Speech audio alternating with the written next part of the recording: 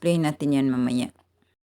So, i-connect muna natin yung bust line pababa sa waistline. Sa back at saka sa front. Ito sa front, ito sa back. Straight lang yung back kasi wala siyang umbok. Ang sa dibdib natin ang may umbok. So, going up is 1 1/2. So, i-connect muna natin yan.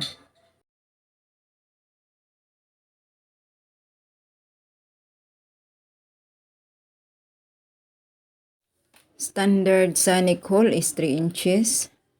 So, i-connect muna natin yan doon sa shoulder.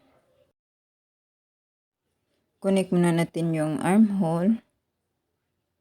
Guhitan muna natin. Yung lalim ng neckline, 1/2 sa likod.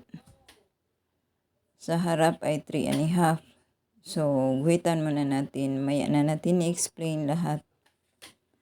Yung dart from upper bust down to hip 1.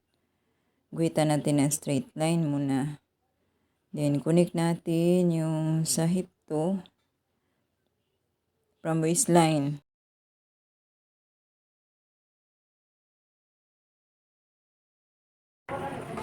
So, ito na yung sa regular na simple blouse.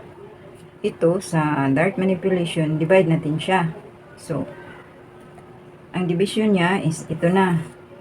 Sa karaniwan is ito lang yung makikita natin. Itong bust, waist, hips at saka hip 2. Sa dart manipulation, dinivide natin yan kasi meron yan siyang mga gamit kung saan natin siya gagamitin. Explain natin mamaya pagkatapos natin guhitan lahat. Nagsisimula ang dart manipulation dahil ito sa ambok ng dibdib natin. So, para makuha natin yung proper na shape sa bust, dito tayo magsimula sa circle na 3 inches. So, i-divide natin siya ng 4. So, sa bawat division is 1 inch. So, ganito siya.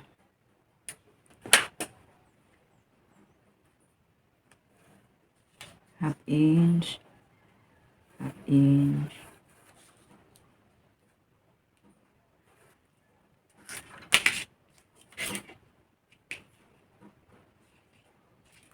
Dito din.